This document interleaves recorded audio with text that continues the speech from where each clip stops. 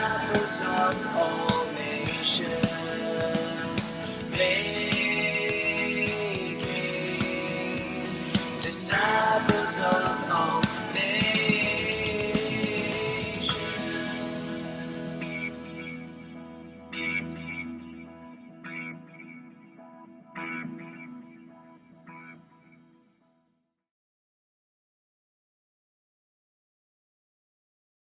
Sisters, I'm sure all of you are on fire for the Lord, aren't you? Yes, let me see the fire. Let me hear it from your voices. Praise the Lord. Yes. Now, if you are on fire for the Lord, then I'm pretty sure that you also are serious about the mission that the Lord has given you. And that mission is to make disciples of all nations. As Brother Anil has been stressing in his previous two talks, that we have to be serious about this commission that Jesus has given us. Go and make disciples of all nations. But is it as easy done as is said? In order to make disciples of all nations, what do we need to do? We need to connect with people. Connecting to people is easy today. What with the internet, with the iPads, tablets, iPhones, and with just a click of a few buttons, you can connect to just anybody, anywhere in the world. Not only connecting to people is important, but in order to make disciples of all nations, we need to connect with people. Connecting with people is one of the deepest needs of human beings. Every person wants to have somebody who can understand him, somebody who can understand what he feels, somebody who can understand what he thinks.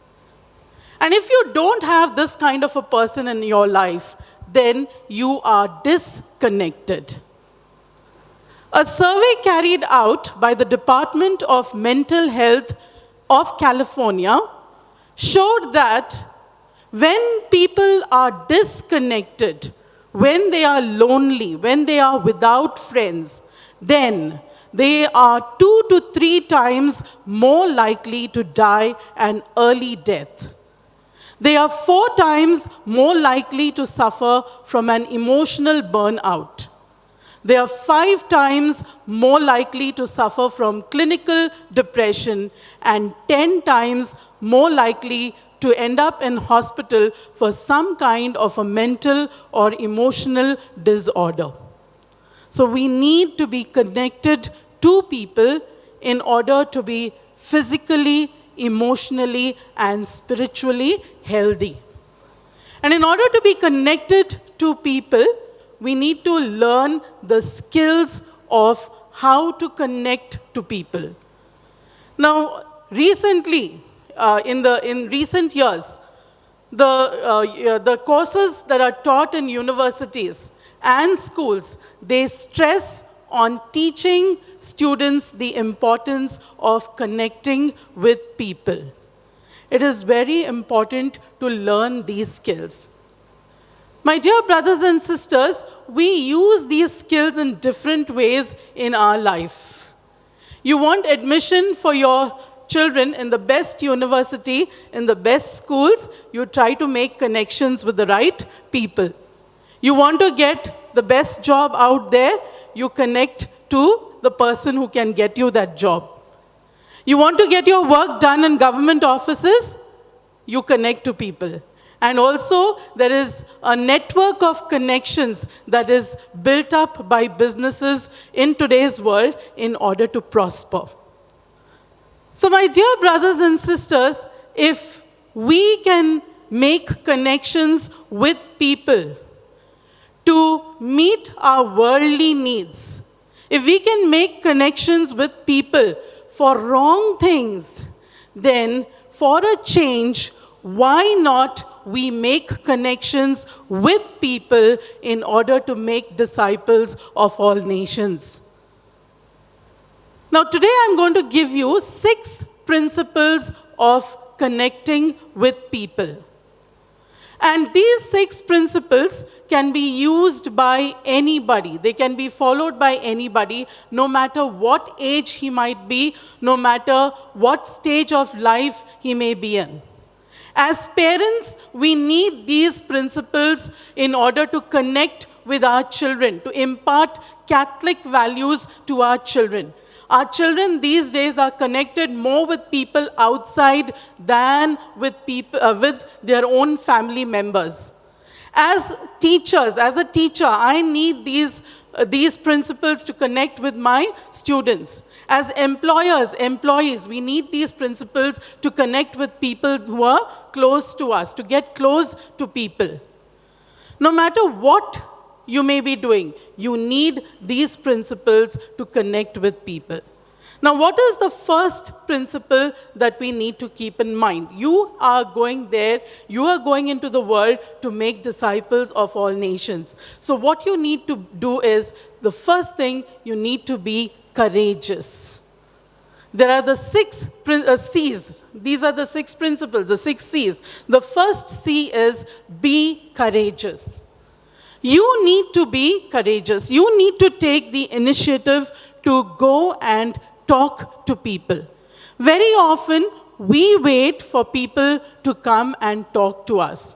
We wait for people to take the initiative to come in and make a connection with us.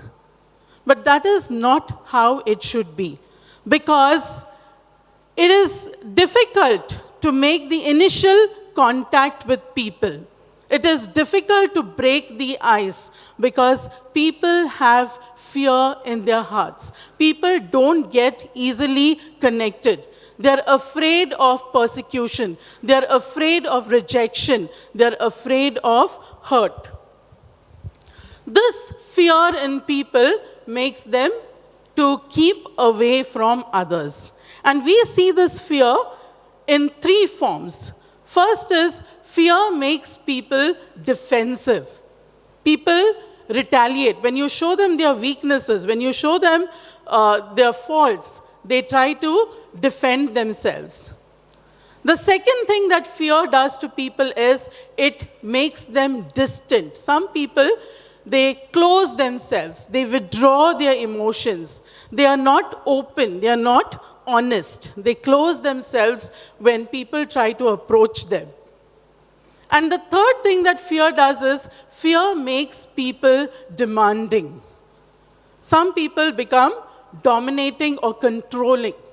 Have you seen a dog? Why does a dog bark when it sees strangers? It appears to us that the dog is fearless, but actually the dog is frightened. And it is that fear of the dog that makes the dog want to bark, that makes the dog want to bite a person. So if you see people who try to dominate, who try to control, you must remember that they are insecure within. They are fearful within. And so we need to approach, we need to connect with these people. And as I told you, it's not easy to make the connection. So what do? We need the help of the Holy Spirit. My dear brothers and sisters, 2 Timothy 1:7 says, "For God has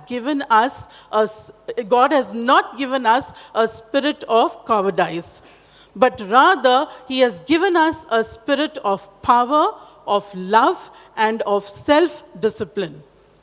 God has not given you and me a spirit of timidity. God has given you and me the spirit of boldness.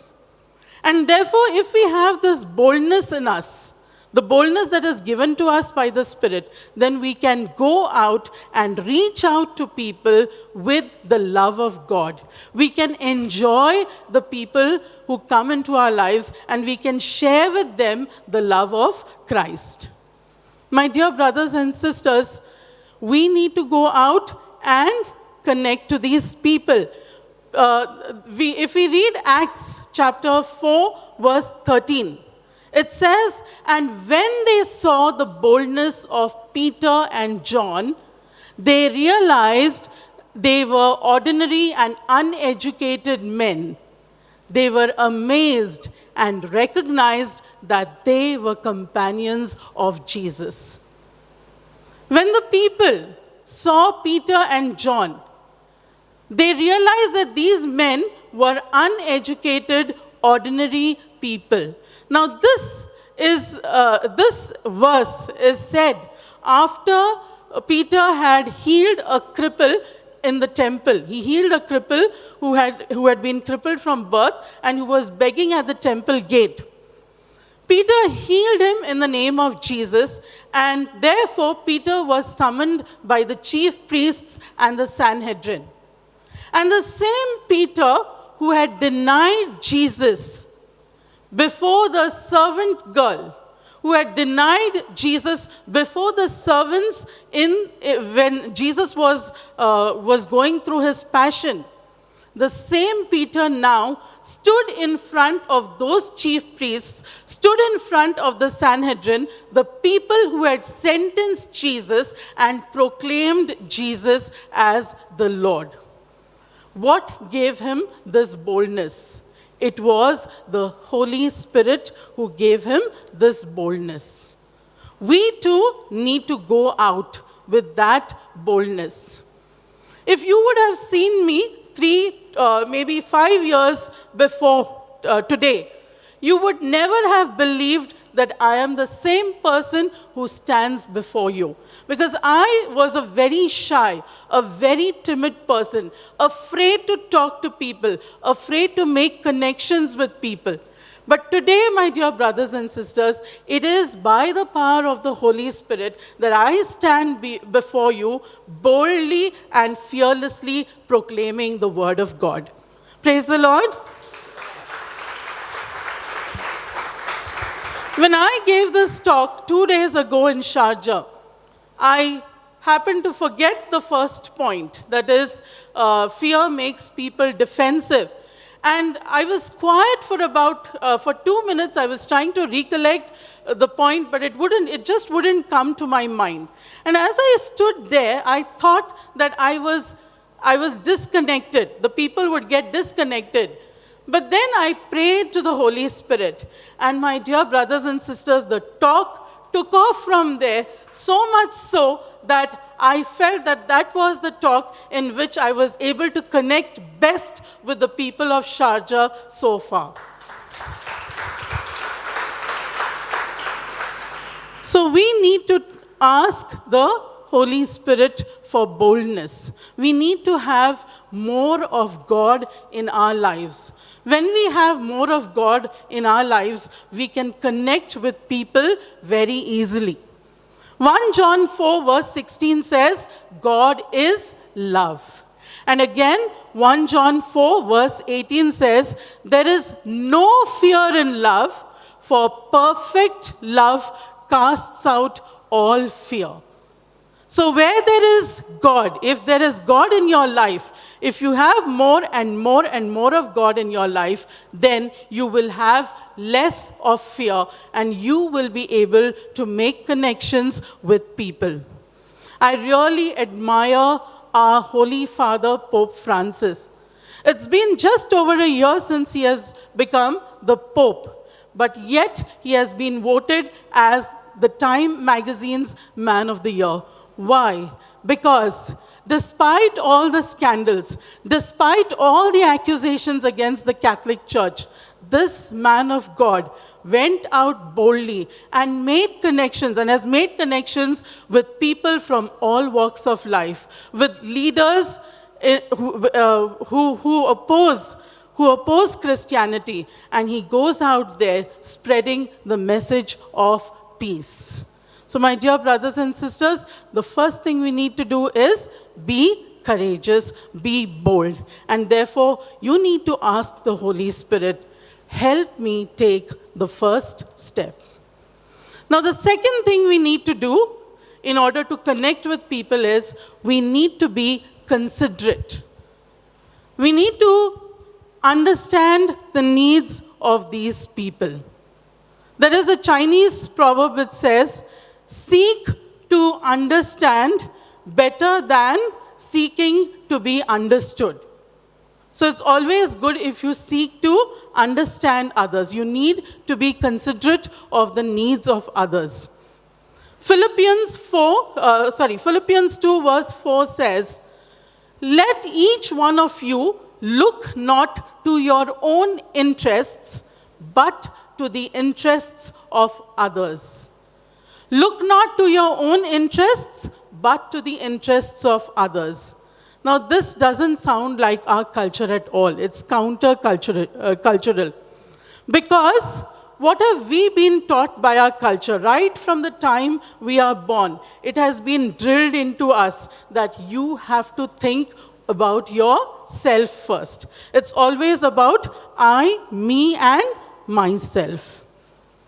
But brothers and sisters, what is God telling us through this verse? He's saying, first, look to the interests of others.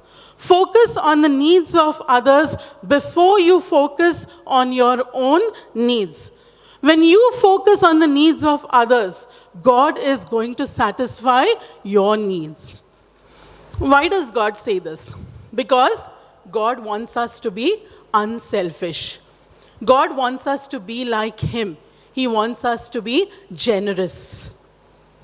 My dear brothers and sisters, if we read Acts chapter 2, it tells us that the early Christians, they sold all their possessions and goods and distributed the proceeds among those that were in need. They were considerate about others, about the needs of others. And it was that which inspired the people who saw them to come closer to Christ. It was that which inspired others around them to accept Christ as their Lord and Savior. You need to be considerate. Your mandate of making disciples of all nations begins with your own family. Before you make disciples of the world, first you need to make disciples of the members of your family. As a teacher, I am very considerate about the students entrusted to my care.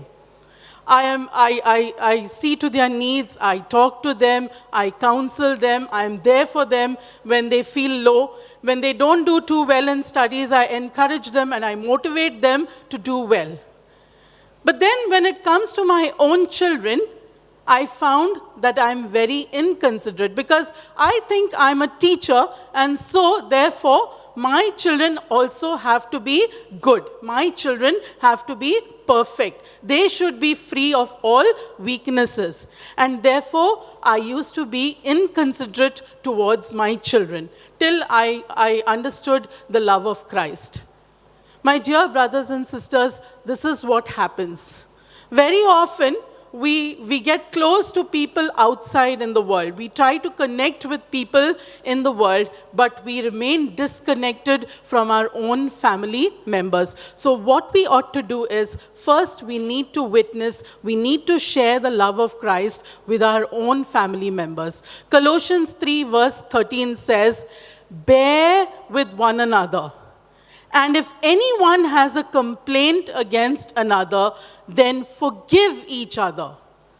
Just as the Lord has forgiven you, so also you must forgive.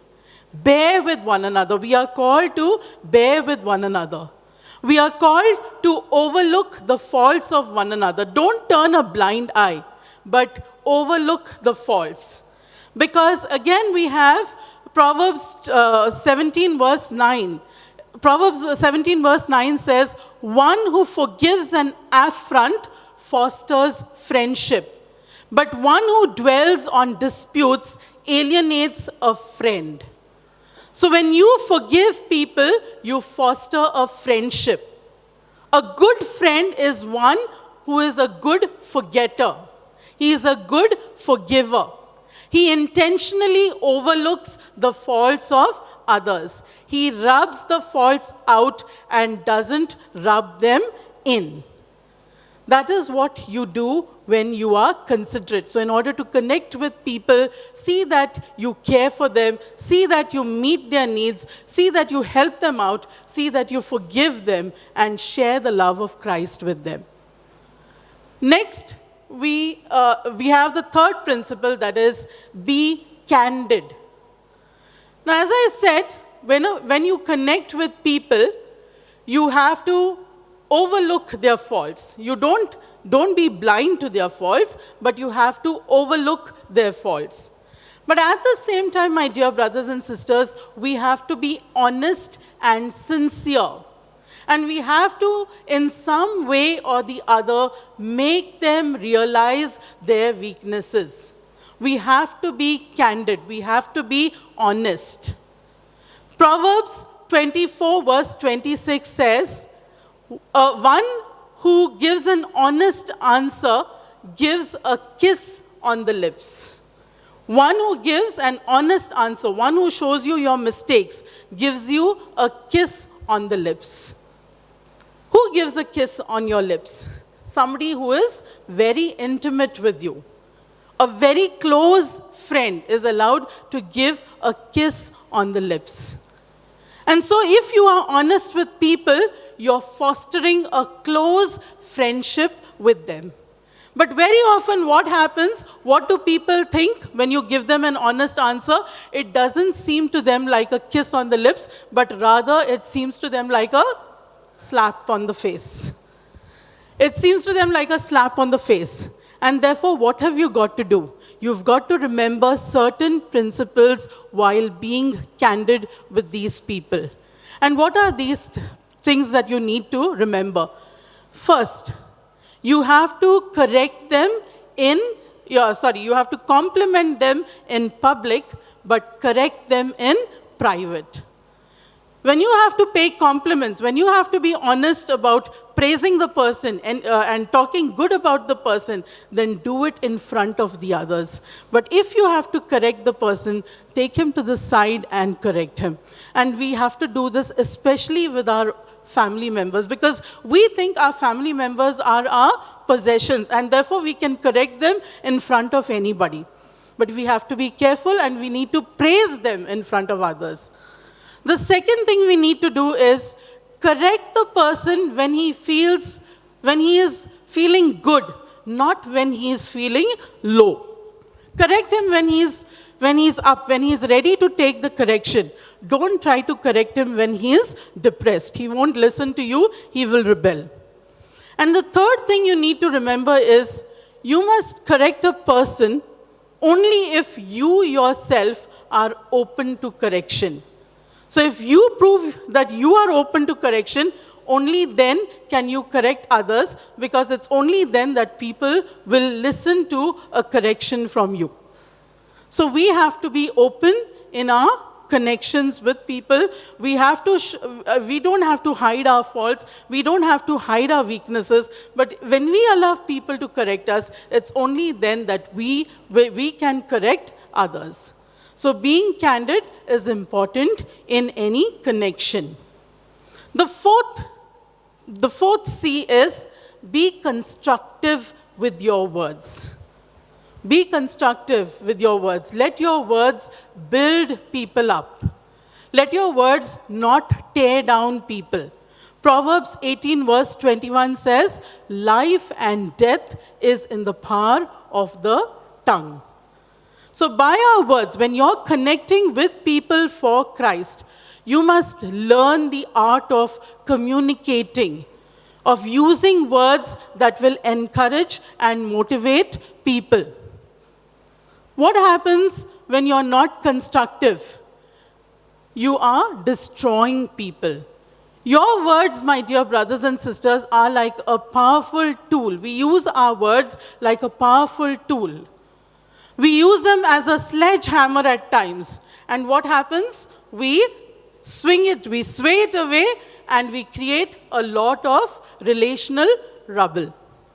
We use our words like a saw, and we cut down people.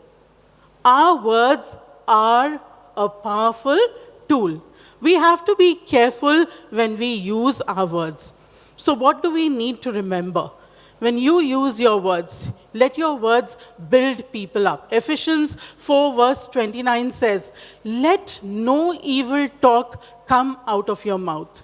Let no evil talk come out of your mouth, but only that which is useful for building up as is need, so that whoever hears your word will receive grace.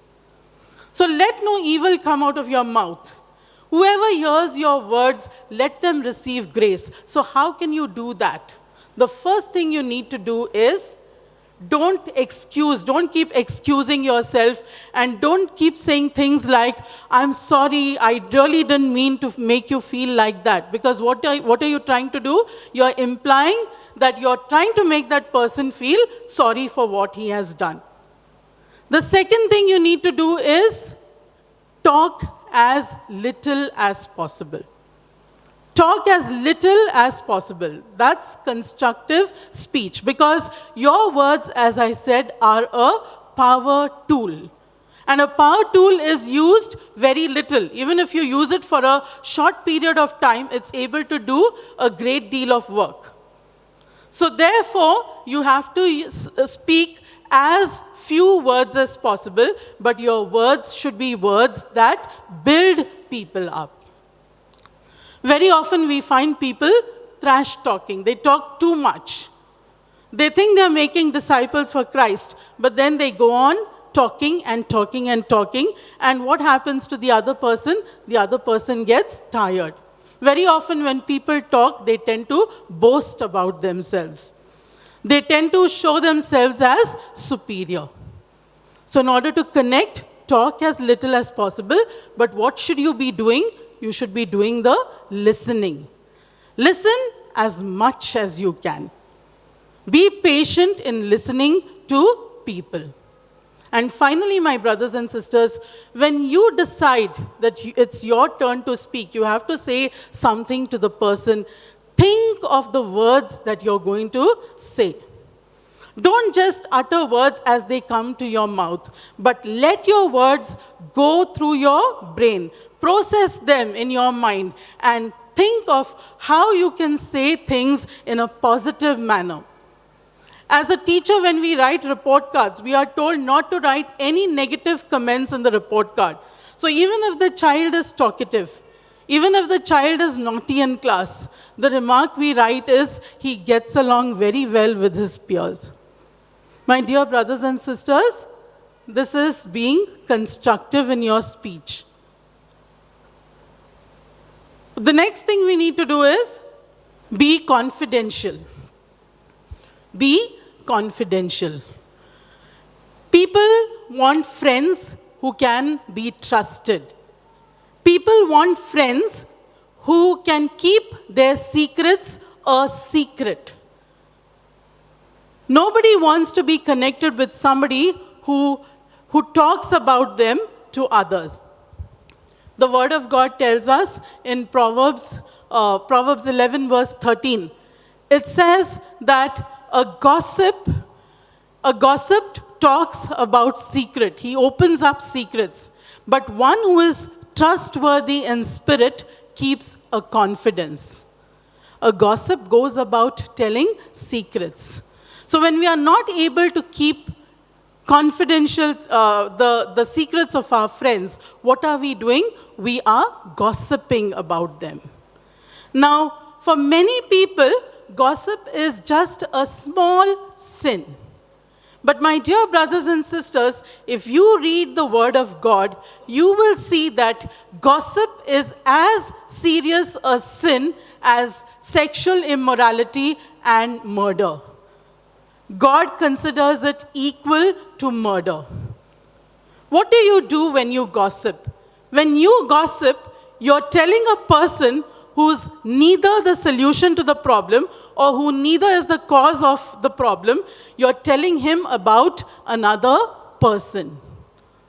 And by doing that, you are trying to show yourself superior. You're trying to put the other person down. There is this story in the book of Numbers.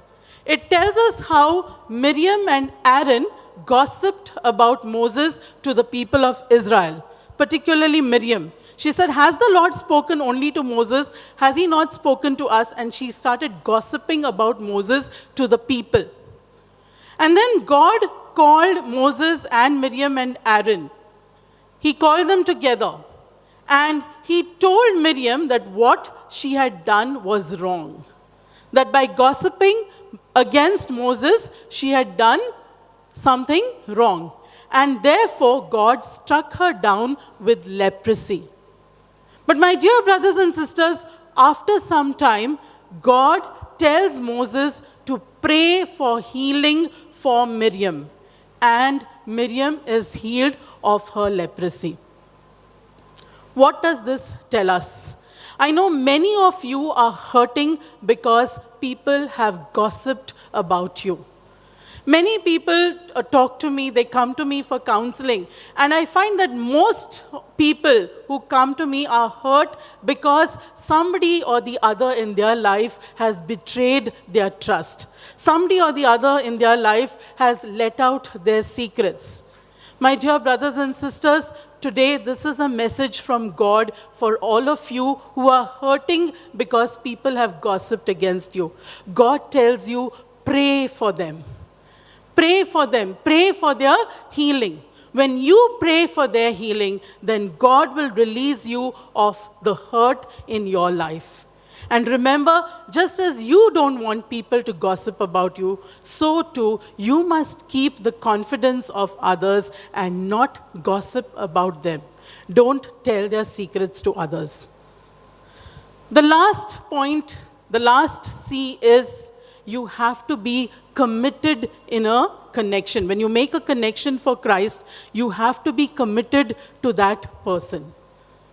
Now, what is commitment? Let me tell you this story. I hope you enjoy it. There was once a hen and a pig. And they were walking along the road when they happened to pass by the church. And in front of the church, they saw this banner. And on the banner was written, "Sunday morning breakfast, parish breakfast, what do you have to give?" Now, the two of them started brainstorming. The hen and the pig started brainstorming. What could they do to help with this parish breakfast? And as they brainstormed, the hen came up with an idea. She said, "I have a brilliant idea. No, we can provide breakfast for all the people in the parish. I will give the eggs and you give the bacon." At this, the pig said, "Hey, wait a minute. For you, you will only be making a contribution. But for me, I will be making a commitment." Yes. So the pig will have to sacrifice himself. He will have to die if he has to give bacon to the parish for the parish breakfast. My dear brothers and sisters, in connecting with people, you have to be committed to them. Proverbs 17:17 says, "A friend loves forever." So even if it is inconvenient for you, even if you don't feel like it, even if that person doesn't deserve your love or your commitment, and no matter what the cost may be, you have to be committed to the person. A few years ago, Brother Anil had told me to be the spiritual friend for a lady who was going through depression. She was also tormented by evil spirits, and she was going through a terrible depression. And as I spent my time with her, every time she used to feel low, every time she used to feel attacked, she used to call me up, even if it used to be in the middle of the night, and I prayed with her. But then I saw that after some time, she would go back. "Oh, no, I don't believe in Jesus. If Jesus is really not, Jesus doesn't care for me. He's not worried about me. Why doesn't he set me free?" She would go back to the same questions. And every time I would talk to her and pray with her. But then after a point of time, I started getting irritated myself. And And what happened is, whenever she used to call me, I wouldn't take her call. It used to turn into a missed call. I wouldn't take her call. And gradually, I detached myself from her. But one day I realized that what I had done was wrong. And I tried to get in touch with her again. I tried to call her. But then she had given her SIM to somebody else. And therefore, that person couldn't give me didn't know anything about where this lady was. And I couldn't get to know her whereabouts. But my dear brothers and sisters, I only hope and pray that she is safe and protected. But I regret to this day that I wasn't able to keep my commitment to her. If I had kept my commitment, probably I would have saved a soul for Christ. I don't know whether she is saved, but I would have saved a soul, and I would have brought her closer to the Lord. What happens when we connect with people? We are enthusiastic about making disciples of all nations, and we go connecting with people. But what happens when we connect with new people? We forget the old people. And therefore, there are chances that these people may drift away. We have to be committed at all times.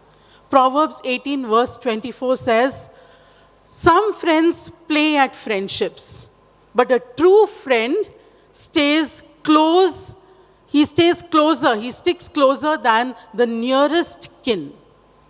Some friends play at friendship. So when you make too many friends, you meet too many people, you make friends with them, you're only making acquaintances. You're not getting intimate with them.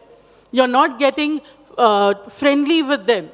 But what happens? You need to have a few friends. When you are a true friend, you have few friends and you are close to those friends. And when you are close to those friends, you are able to minister better to those friends. My dear brothers and sisters, Jesus committed himself to the 12 apostles. He spent day and night with those 12 apostles. And his commitment to those apostles was seen after his resurrection and ascension to heaven, when those apostles went out and evangelized to the whole world. So if you have to connect for Christ, connect with a few people, but have a committed connection. Because definitely when you have a committed connection to these few people in turn will be committed to others, and there will be a multiplier effect. And when this multiplier effect takes place, it won't be long before we have made disciples of all nations. Praise the Lord.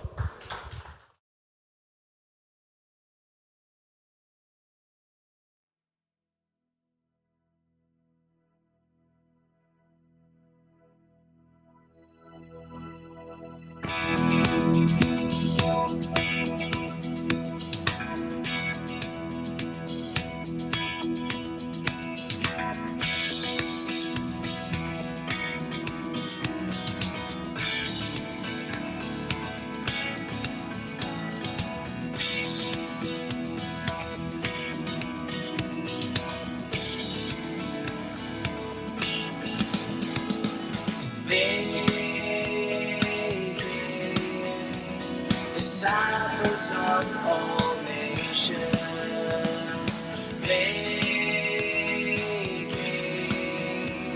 disciples of all nations.